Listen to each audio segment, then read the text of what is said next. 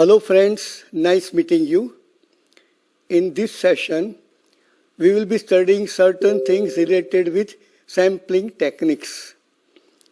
You will know what about sample procedure and what about the sample selection. This will be illustrated by means of consecutive examples. Also, you will know about the sampling errors, as well as you will have some knowledge about, some preliminary knowledge about sample surveys. Then you will understand what is meant by simple random sampling, stratified random sampling, and systematic sampling with some illustrations wherever possible. Then you will understand about multi-stage sampling in brief. So let us start our subject. Hello viewers, today we want to study briefly some important and useful informations connected with what is known as sampling techniques. Let us understand definition of population. The collection of the units of a specified type in a given region at a particular point or period of time is called population or universe. For example, population of animals in a village, population of people in a state, population of potatoes stored in a cold storage of region, etc. If the number of units are infinite, that means uncountable, then population is called infinite population. Definition of sample. A sample is a part of the population which is representative of the characteristic of the population. For example, sample of 10 units from a population of 500 units. Sample of students studying in a university. Sample of blood taken from patient's body for blood test, etc. Let us understand definition of population inquiry and sample inquiry. Many times we may be interested in studying the various characteristic properties relating to the population under consideration. If we examine all the units of the population, it is called population inquiry or complete enumeration. For example, population census. However, if we choose a sample from the population and examine the characteristic property of the units in the sample, it is called sample inquiry. There are a number of advantages of sampling as compared to complete enumeration. Like number 1, reduced cost. Due to smaller number of units for inspection, the cost expenditure also decreases as compared to complete enumeration. Number 2, greater speed. Data information based upon sample can be collected more rapidly than that for complete enumeration. This saves times reasonably. Number 3, greater accuracy.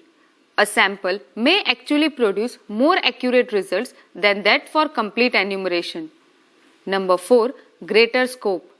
In certain types of inquiry, highly trained personnel or specialized equipment, limited in availability, must be used to collect the data information. Here, complete census is impracticable. For further applicability of such information, there can be greater scope for further studies and invention, etc. If the inspection test is of destructive nature, the only recourse is sampling inquiry. Let us understand principal steps involved in a sample survey. For any sample survey, the principal steps involved can be very briefly listed as number 1, statement of the objectives of the survey.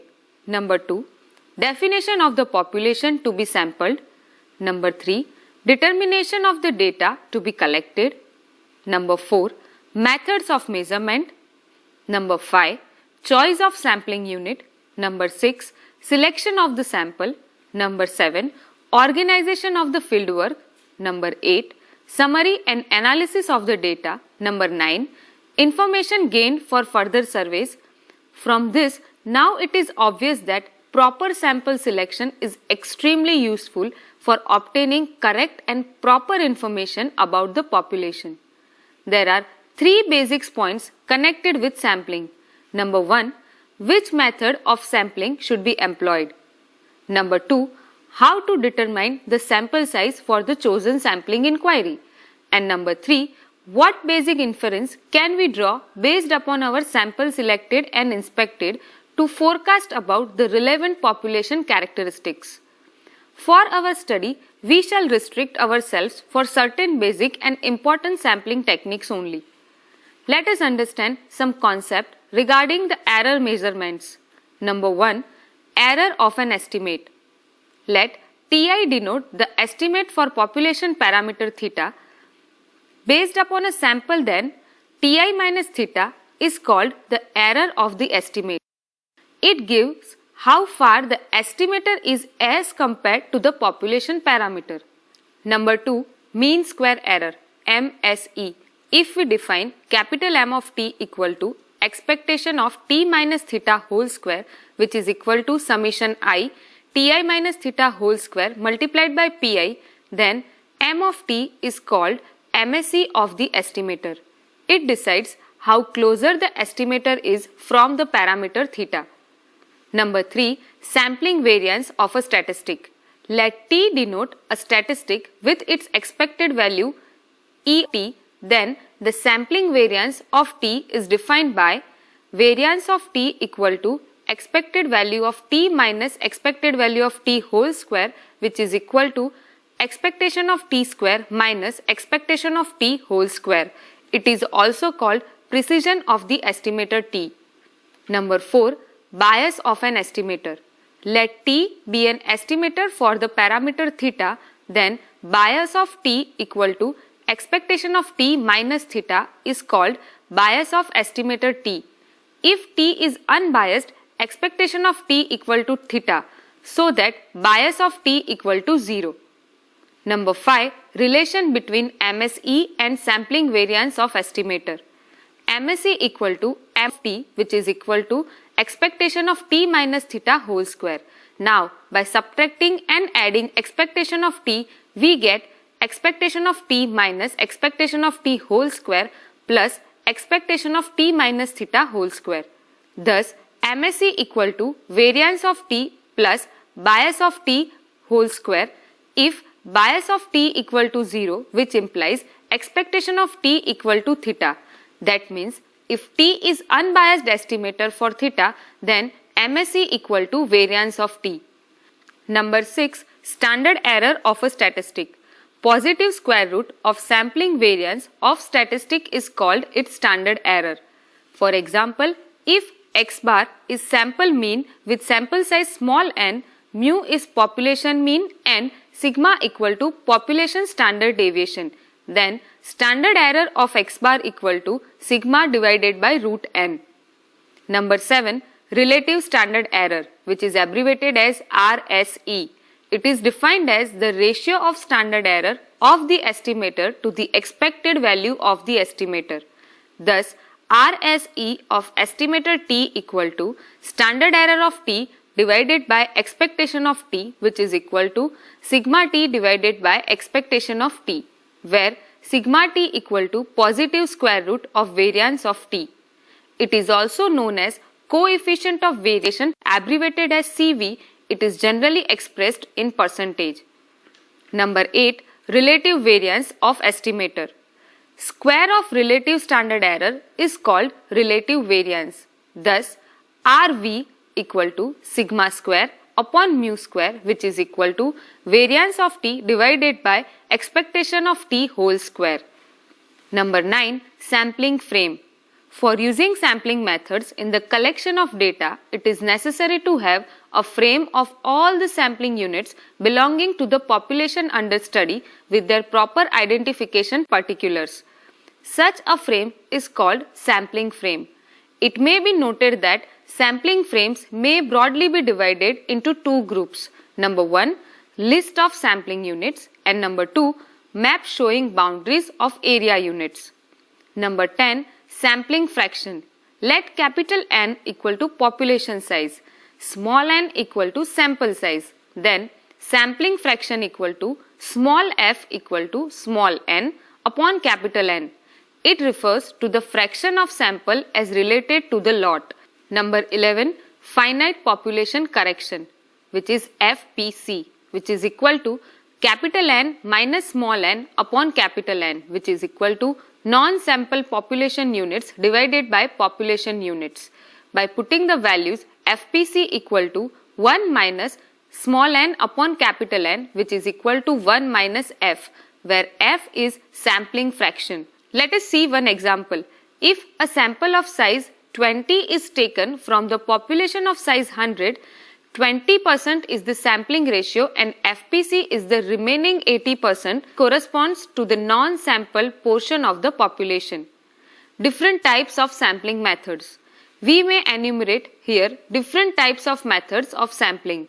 Number 1, purposive sampling. Number 2, simple random sampling. Number 3, sampling for proportions. Number 4, stratified random sampling. Number 5, systematic sampling. Number 6, two-stage sampling. Number 7, multi-stage sampling. Number 8, two-phase sampling. Number 9, multi-phase sampling. Number 10, multi-stage stratified random sampling. Number 11, double sampling. Number 12, multiple sampling. Number 13, cluster sampling. Number 14, ratio estimator method. Number 15, regression estimator method. Number 16, non-sampling errors, and etc. Out of these methods, we shall study the methods simple random sampling, stratified random sampling, and systematic sampling. Let us start with simple random sampling, which is also known as SRS.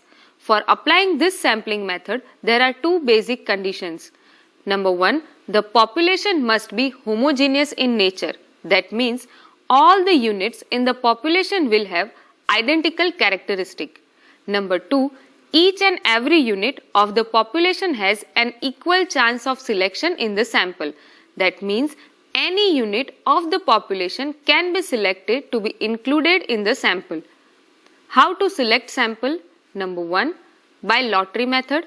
Number 2, by means of visual experimentation. And number 3, by using tables of random numbers, and etc. Last one method is a purely scientific method by means of which sample can be taken in the best possible manner. Tables are prepared by Fishers and Yates, Tippett's, Bowley, Rao and Mitra, Pearson's Hartley, which can be used conveniently. Now we learn some properties related with simple random sampling. Let there be capital N units in the population. We denote them by capital Y1, capital Y2 up to capital Y capital N.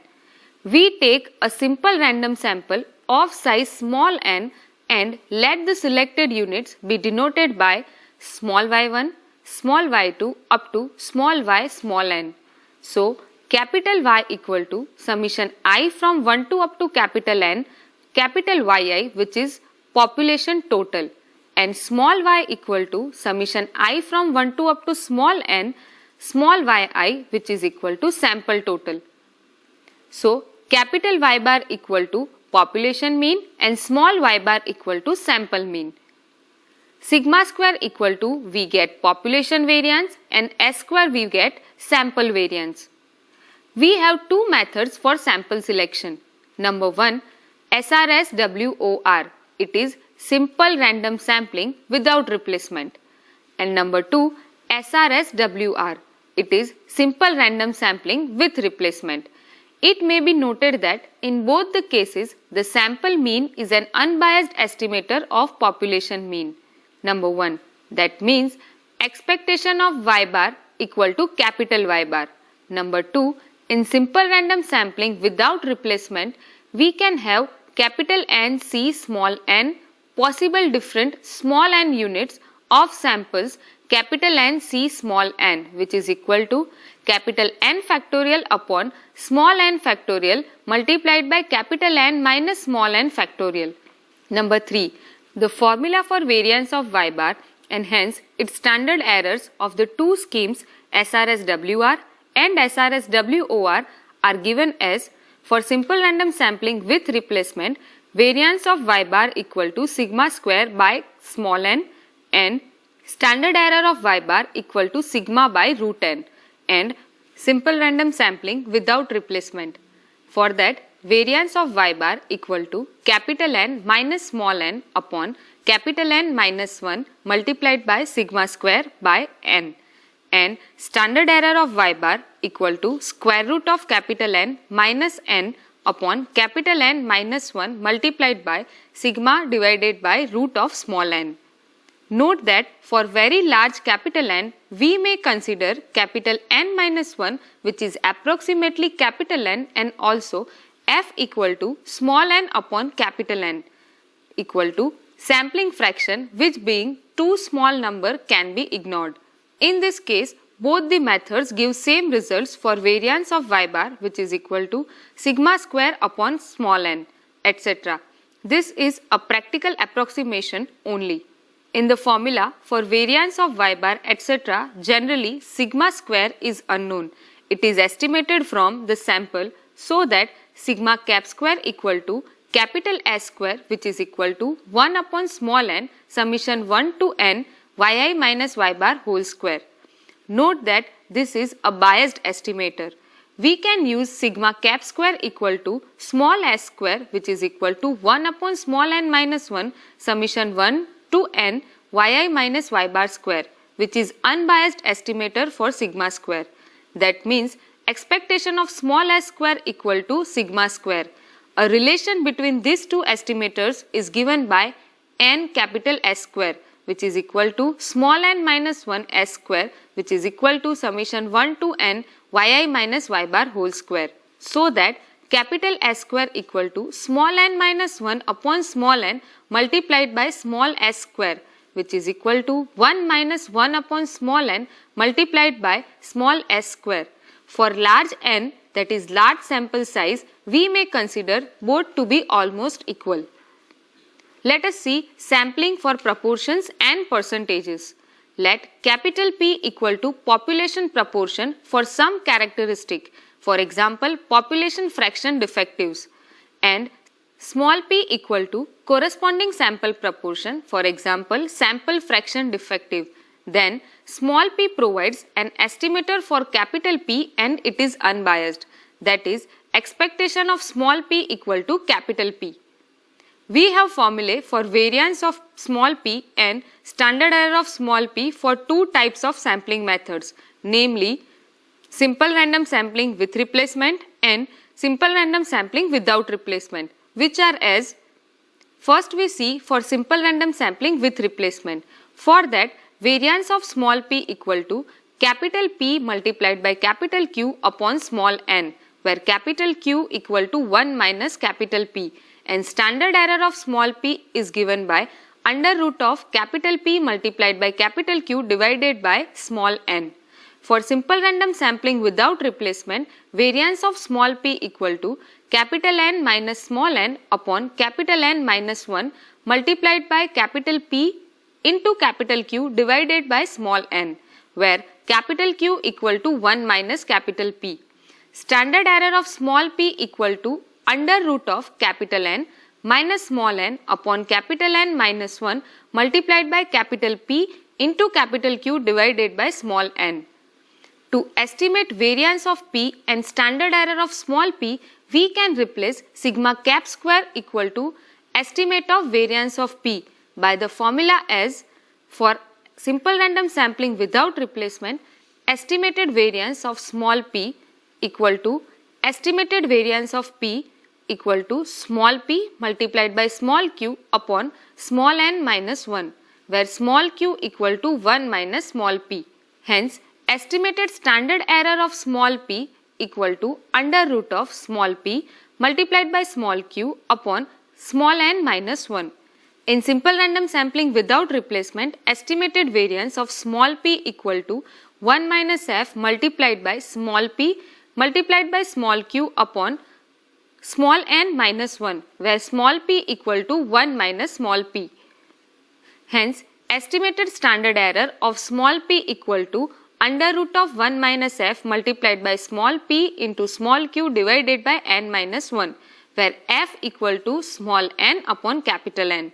Note that for large capital N, we can ignore FPC, so that both the approaches gives almost identical results. Let us see one example. In a market, it is estimated from a sample of size 40 without replacement that there are almost 30% buyers for a particular commodity. If the buyer's market has a population of 1000 persons, estimate the standard error of the proportion of buyers. Let us see solution. Here we are given that capital N equal to 1000, small n equal to 40 and small p equal to 0.30. So, standard error of small p under without replacement, which is equal to under root of 1 minus f multiplied by small p small q divided by small n minus 1. By using all the values, we get the answer 0.07189, which is approximately 7.2%. This shows that sampling variance for proportion in the buyer's market is almost equitable. Let us understand the concept of stratified random sampling.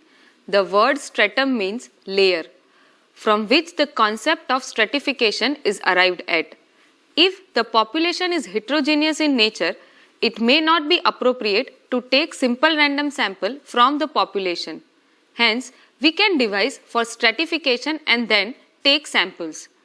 Divide all the population units into different strata in such a manner that each stratum is as homogeneous as possible. All strata are independent of each other. Take simple random samples from all such homogeneous strata so that finally we have a stratified random sample.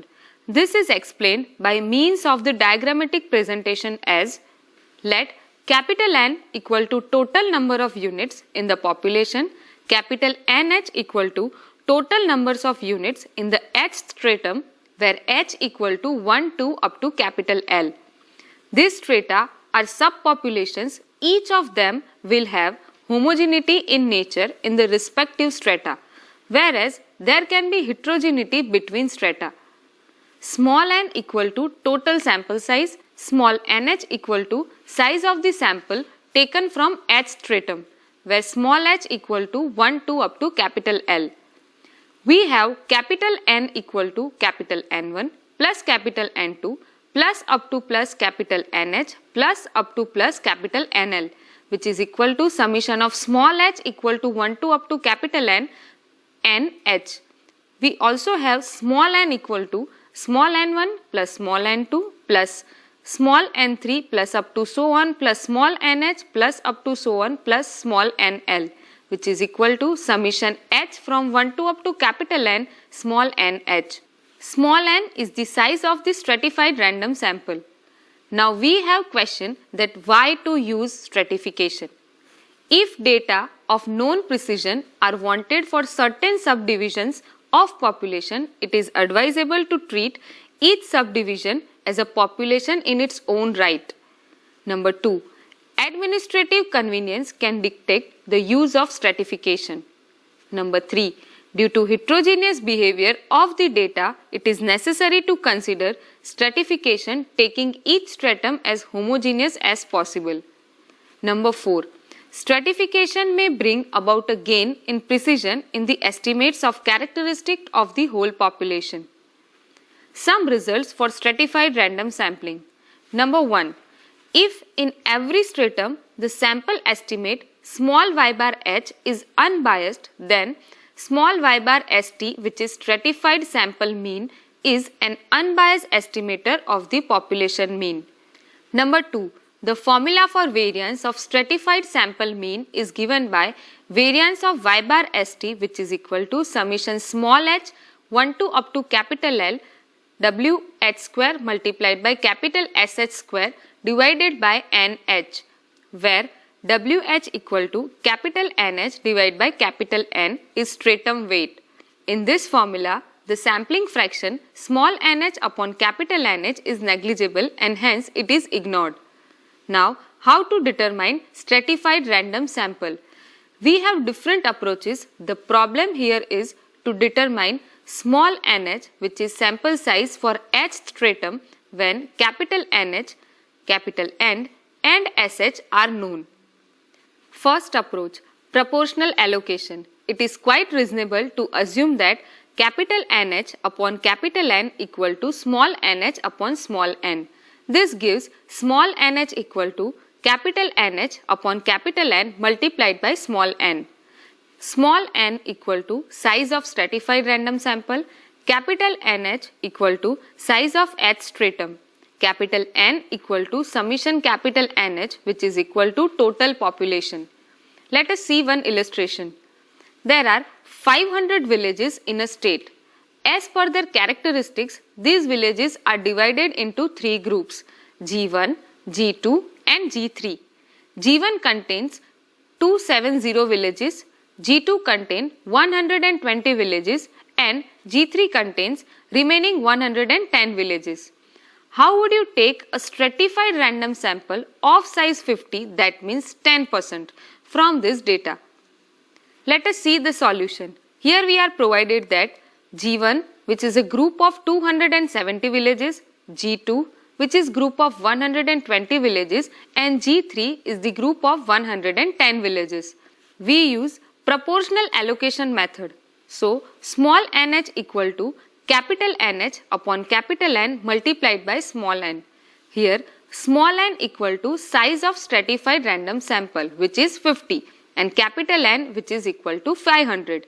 So, capital N1 equal to 270, capital N2 equal to 120 and capital N3 equal to 110. We have small n1 equal to capital N1 upon capital N multiplied by small n.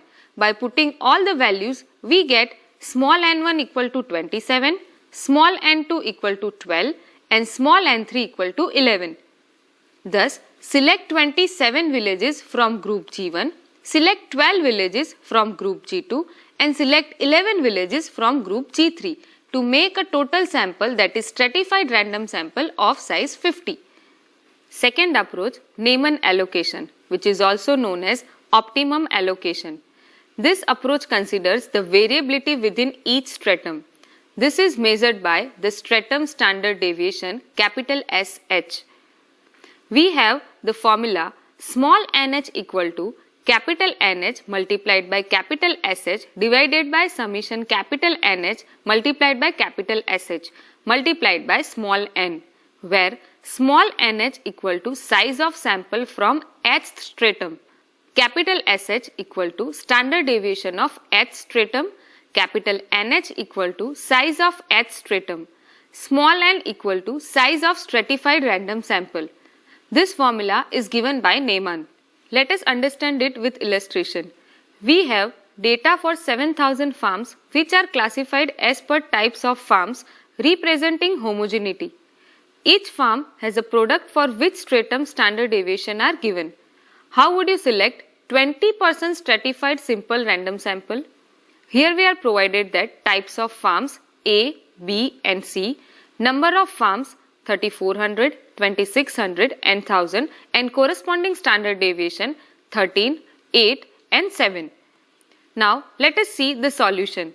Here we are given that capital N1 equal to 3400, capital N2 equal to 2600 and capital N3 equal to 1000.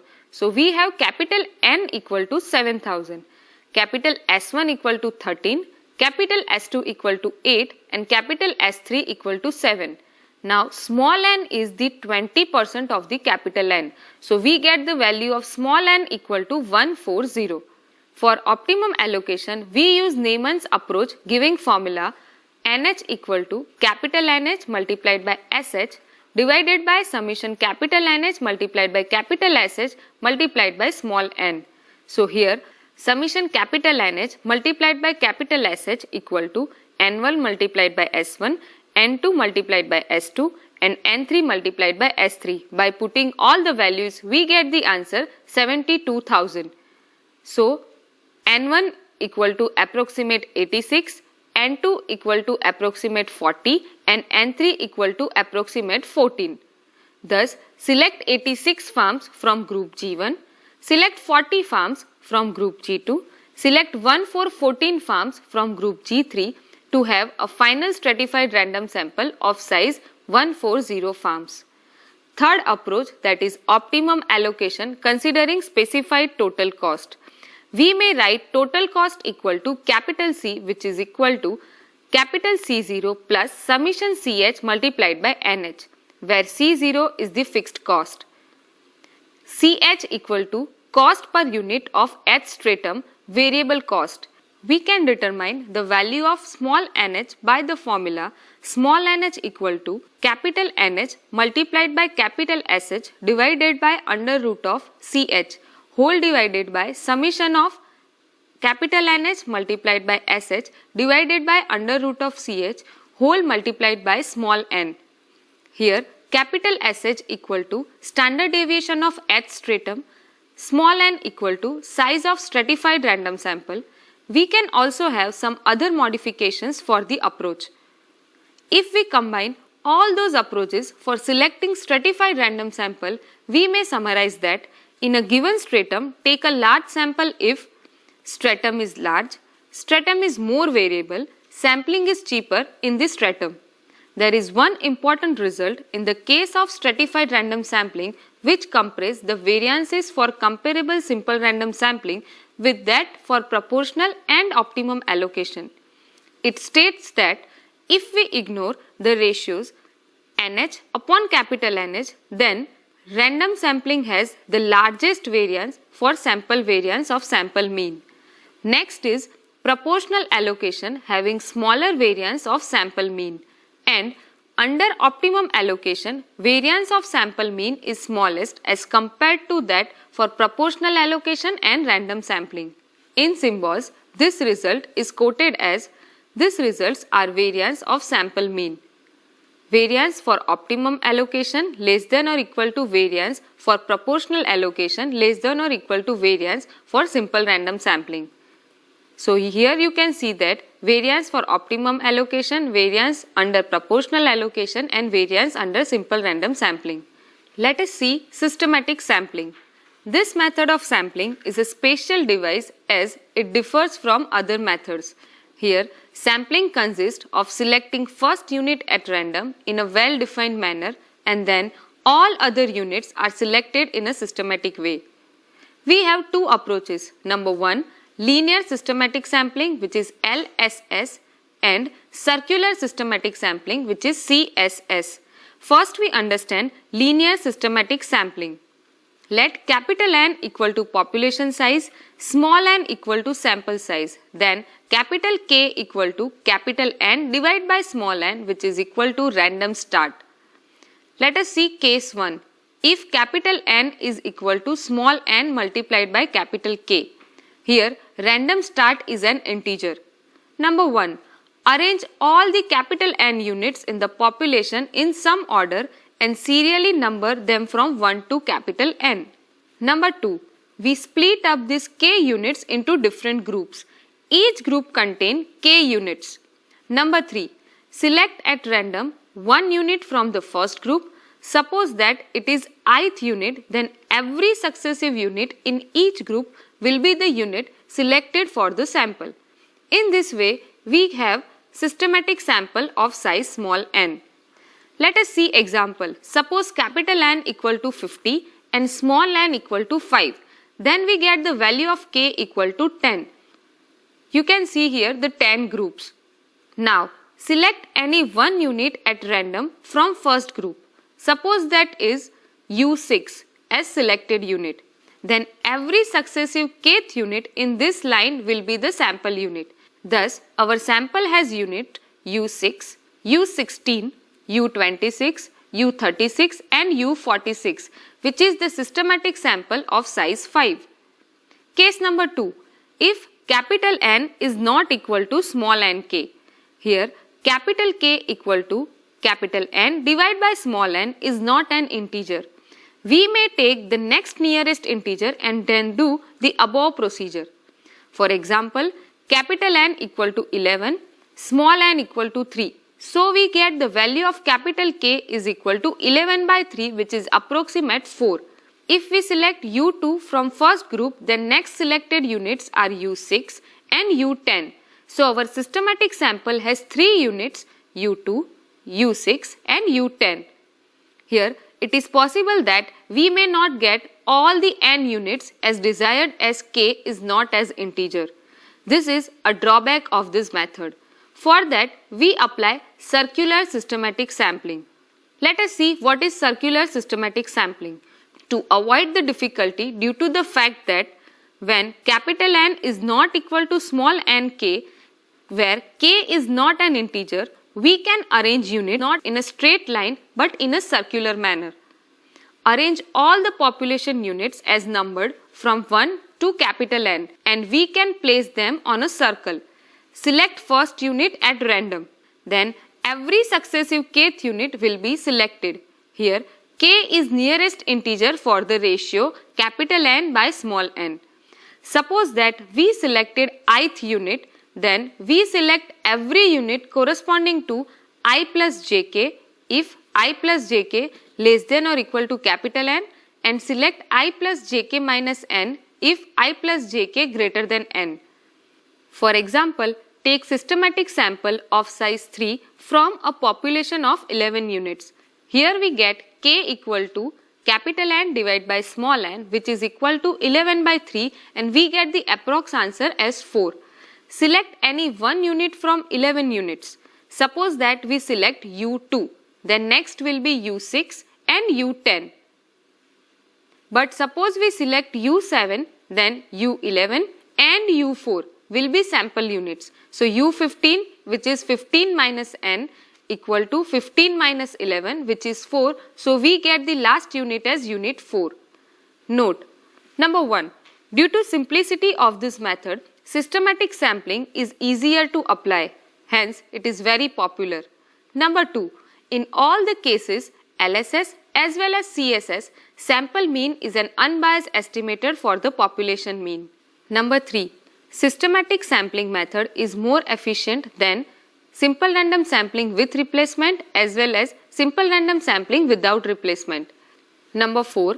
A comparison of stratified sampling, systematic sampling and random sampling with respect to sample mean shows that variance of y bar st less than or equal to variance of y bar sy less than or equal to variance of y bar wor. This means that variance of systematic sample mean is less than or equal to that for simple random sampling without replacement, whereas for stratified sampling it is more efficient than systematic as well as simple random sampling without replacement. Number 5. There are many results for this sampling method, but we do not study them as per limitation of our syllabus. Let us summarize today's talk. Before concluding our brief discussion about sampling techniques, let us have a preliminary idea about multi-stage sampling. It is represented by means of the diagram. Here you can see rectangular represent the state, circle represent the talukas and the dots in the circle represent the village. Suppose that we want to collect some information for our survey from among the inhabitants residing in villages in talukas of some state. Number 1. First we select talukas, 4 as shown in the figure, which are our primary units. Number 2. Next we select villages, 3 in each taluka. From selected talukas, and lastly, we select individual inhabitants residing in the villages. First stage talukas, second stage villages and third stage individuals, 10 in each villages. This is an illustration for multi-stage sampling. Here we have a final sample of 120 individuals. Other than this, we studied different methods of sampling. Number 1, that is simple random sampling. Number 2, that is stratified sampling. And at the end, we learn systematic sampling. Hope you enjoyed today's session. Thank you.